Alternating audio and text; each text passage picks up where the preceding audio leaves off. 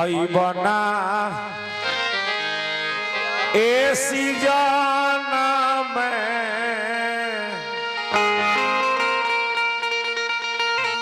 ए राजा जी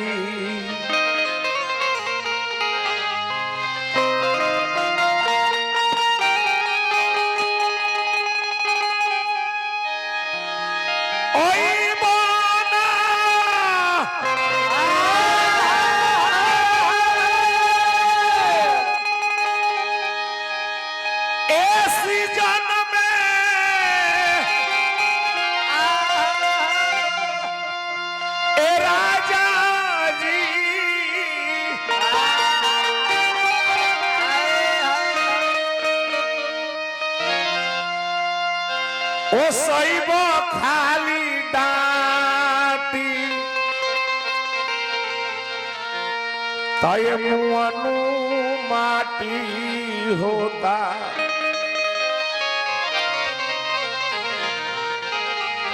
अब हमारा से आवाज का दिखाओ तेरे बुआ तोरा नियन कतने आवाज आलो हमर सिफारिश कर ले ये भैया देखे तने वो प्रोग्राम पंकज लगल है अते हूं कोइले बड़े आ करेलिस एहू मेरा भोरा में लगल है तरीका का करो जब जकरा मुंह के आगे गड़हा नहीं खाता केहू कुछ कह दी बहुत लोग बाणे हैं जे नीतीश कुमार के बहुत लोग गाड़ी निकल दे दे हां तेजस्वी यादव के लोग गाड़ी निकल दे दे त का हो जी तेजस्वी यादव हो जबो लालू प्रसाद यादव हो जबो नीतीश कुमार हो जबो बहुत लोग बाड़े जो नरेंद्र मोदी के लोग गाड़ी देवे वाला तो का हो जाए उसे कोनो बात नहीं है गावा तड़ा गावा कुल कुकुर हवे सब भौंकत रहे सब प्रमुख जी बहुत कम अरौरा वोट से अपना पंचायत के वोट से अरौरा जीतल हो बीडीसी बनल हो पंचायत समिति ओकरा बाद में वोट से अरौरा बनल हो प्रमुख पूरा पंचायत में सब कोई समर्थक है बा राउर विपक्षो बाटे रौरा खूब बढ़िया काम कर दे तब लोग रौरे पंचायत में लोग रौरा के गाड़ी देवे वाला बा बात बाकी ना पक्ष विपक्ष हर एक जगह होला हां रौरा बढ़िया काम कर पंचायत खातिर तब लोग कह जे हमारा का कोइले बड़े खाली जीत के का कोइले बड़े इहे हो त कुल पक्ष में ना कुल विपक्ष ला हवे सब हां अपन होली बोर्ड ले सीखल जाला बुआ जन ले सीखल जाला कहां कैसे बोले के बाद दो तीन गो गीत गाई ओकर बाद एगो गीत हमरा गौतम जी भी गई ओकर बाद लास्ट करब जे हमने के ध्यान देबो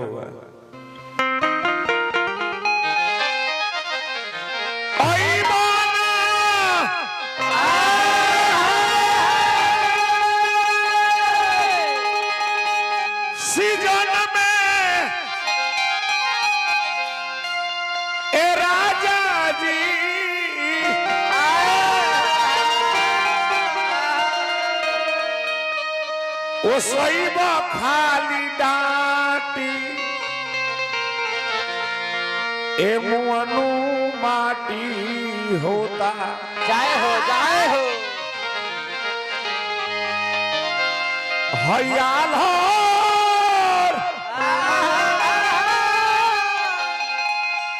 अरे जवानी कैसे काटी वाह वाह मुअनु माटी होता वाली कैसे काटी मुअनु माटी होता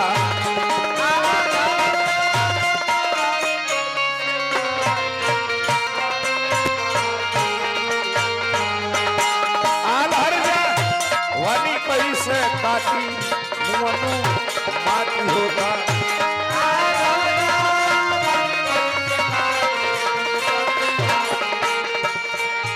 अइबना सीजन में अइबना सीजन में अइबना सीजन में अइबना सीजन में अइबना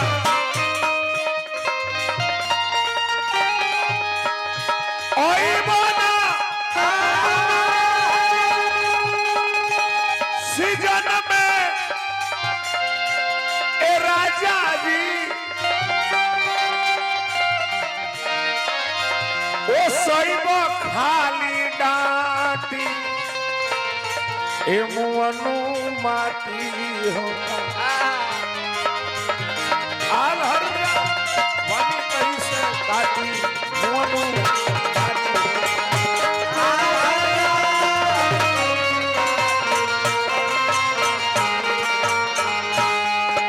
आल जवानी कहीं से काटी मुअनु माटी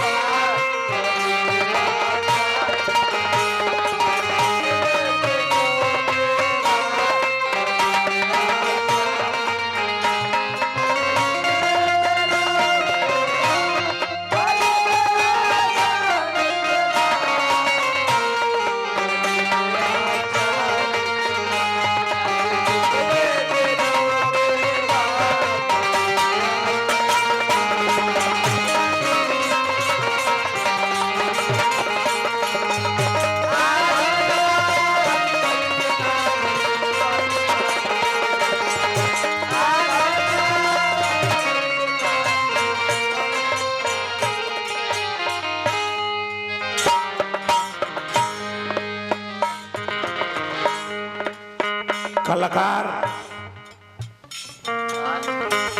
जाना कलाकार के अभिमान हो गई कि हम ही बानी मार्केट में हेरी पगला ठीक बा अपना मन का साम सुनर अल्लो कहे के बुटना कहता जे कमलवास के चेला हो तो गायत्री के गीत कहे खती गाओ तारा केकर गई पियर चनवा के गीत गई पागल कहीं का गायत्री हमार बाबा हो हमार गुरु कमलबास कुंवर के गुरु हमें गायत्री बाबा तम अपना बाबा के प्रसंग के कर गए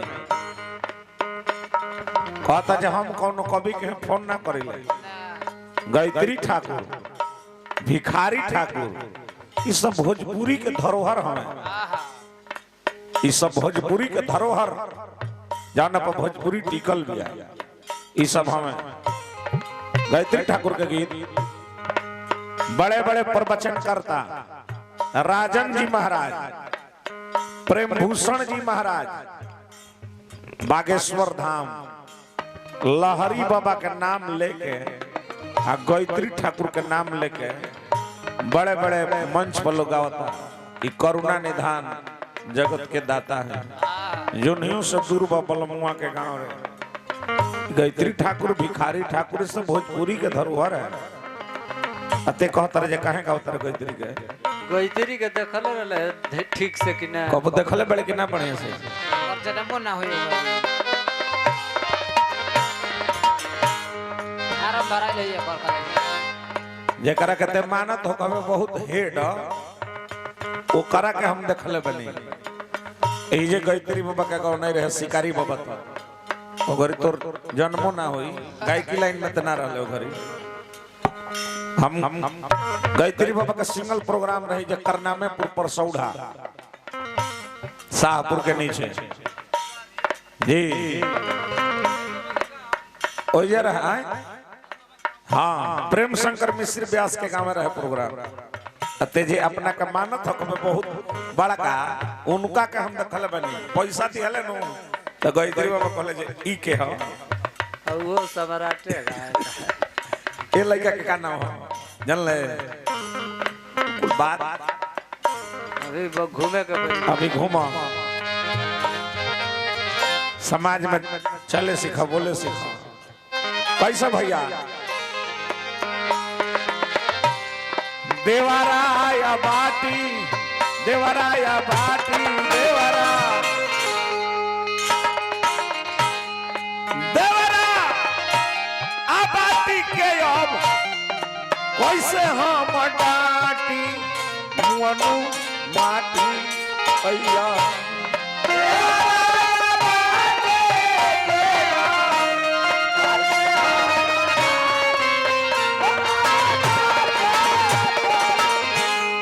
कहते कि राजा जी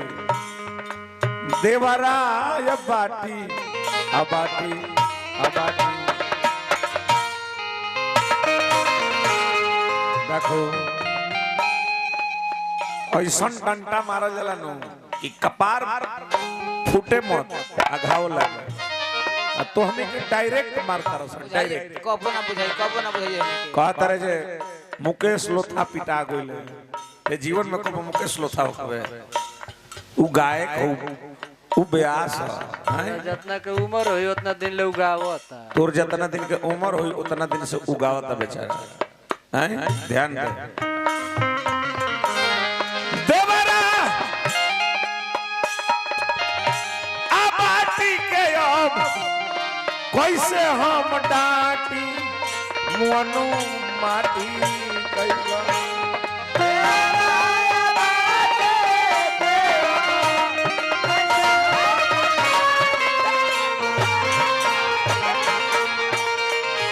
यही ना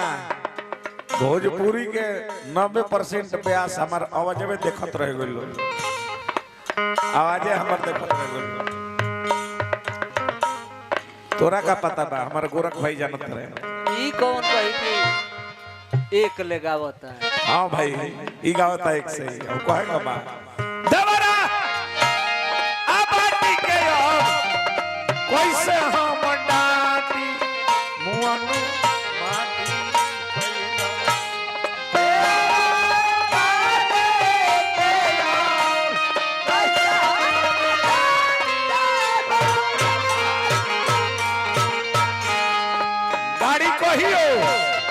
गचकी में पलाटी मुअनु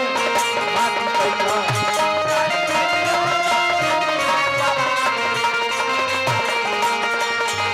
गाड़ी कहियो गचकी में पलाटी मुअनु माटी कैला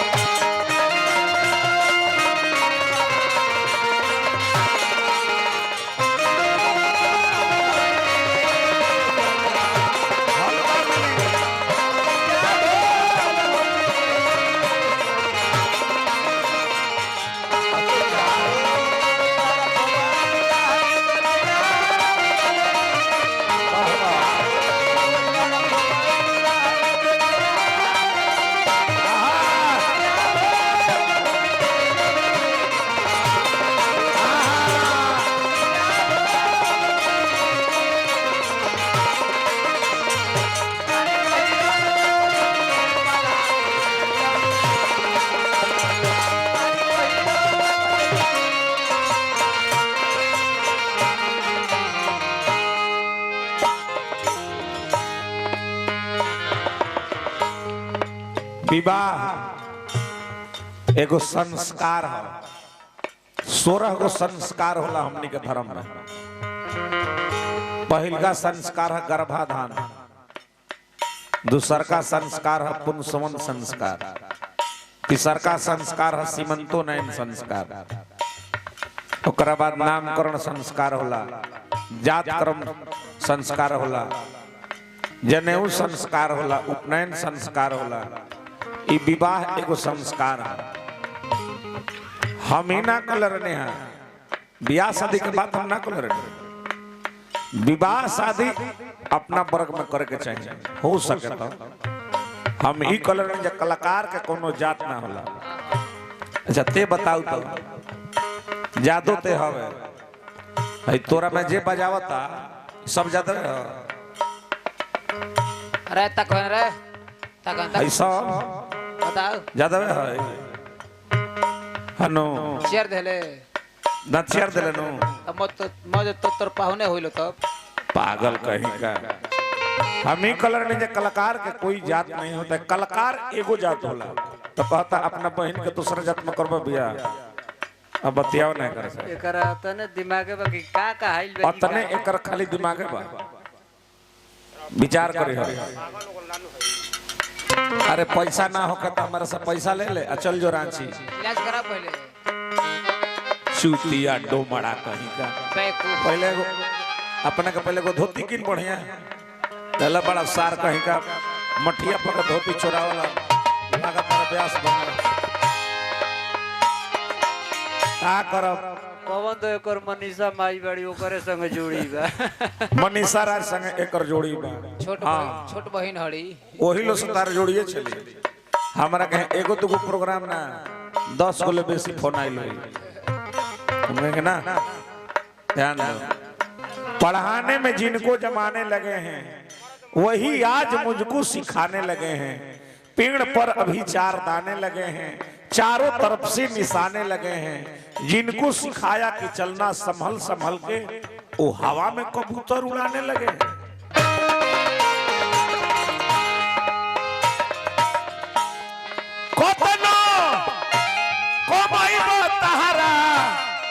कोहियो नयाटी मुअनो माटी कैला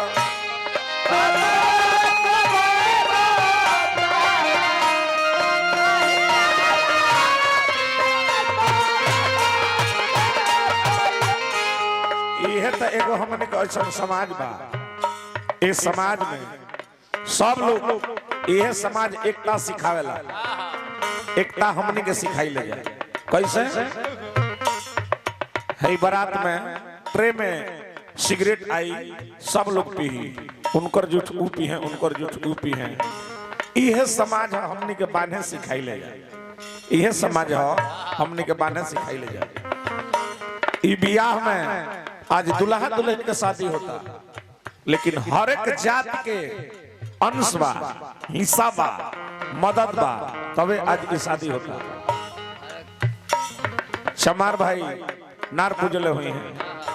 कुहार भाई पानी ले आए हुए हैं नो तब धोबी कपड़ा धोले हुए हैं हजाम नाउ जकरा कहल जाला नो कटले हुए हैं तब मौर जौन बटे डोम भाई बनौले हुए हैं पीढ़ा लोहार भाई बनौले हुए हैं बढ़ई हमनी के सबकरा के लेके चली ले जाए ऐ सबकरा के बांटा था पागल कहीं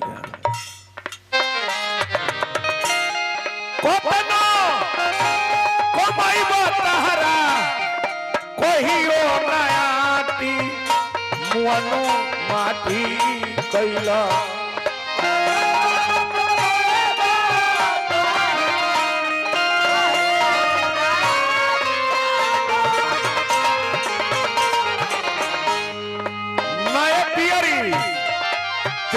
कोई ससाटी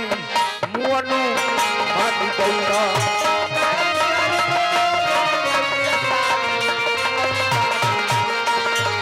नए पियरी केवल कोई ससाटी मुअनो माटी कैला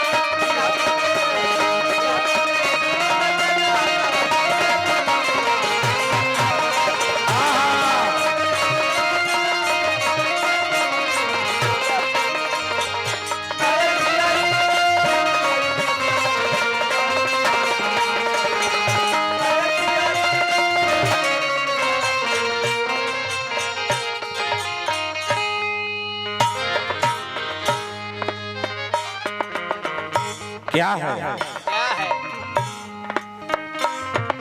आजू दिन तू बात कहते रह जात के आजू दिन संत शिरोमणि रविदास जी के आज जयंती है बरा रविदास जी के जयंती है बरा सब लोग संते कहा लेकिन संत में शिरोमणि कहा गुले रविदास जी उनके कहल मन बचाना तो कठौती में गंगा काशी जी में मैं विद्वान लोग भरले रहे लो सबसे आगे संत शिरोमणि रविदास जी आपन साबित कैले विद्या आ देखौल पागल कहीं का जात के बात ते करते रहे हैं भारत का साझे ही से तक कहते रहे ना हवे सो भारत का संविधान जिन्होंने लिखा बाबा साहब भीमराव अंबेडकर जी आज उस संविधान का देन है कि हम यहाँ पर खड़े हैं, तुम यहाँ पर खड़े हो। आपके पॉकेट में जो पेन है ये बाबा साहब का देन है। खाटी पर बैठे के अधिकार दियोले हमने के बाबा साहब, बोले के अधिकार दियोले अते कहतर कि ना आज भारत के प्रेसिडेंट ऑफ इंडिया के है द्रौपदी मुर्मू आदिवासी हैं ते कहतर ना एकर मतलब के ते बड़ के लिहल हवे जात के खाली ई टाइटल बटे तोरा में जादू, लेकिन जादू के अंश ना हवे बड़ आदमी के तोरा में बटे ब्लड चूतिया डोमाड़ा छे छाड़ा कहीं जा पाड़े के लिए जात मने का होला रे जात मने का होला हमनी के ना जाने ले जा रोज जाति में जाता है रोज अपना जाति में जाला चूतिया आलहर जवानी के ना हाथी लाज के काटी मुअनो माटी कैला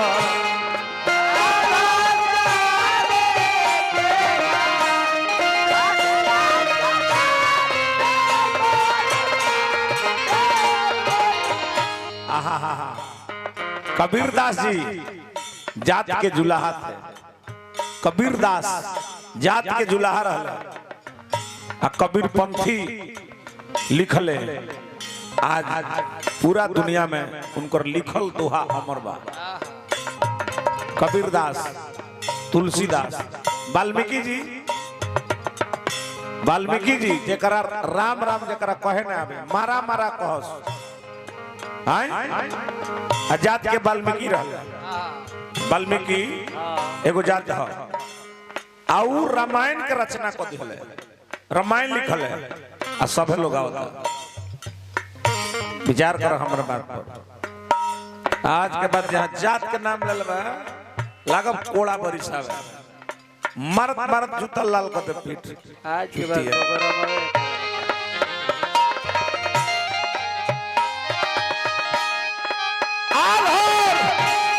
जवानी के ना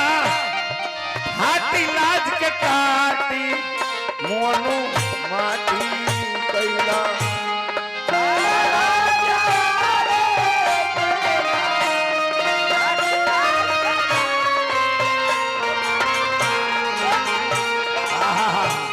चौगुन ले ले बबुआ।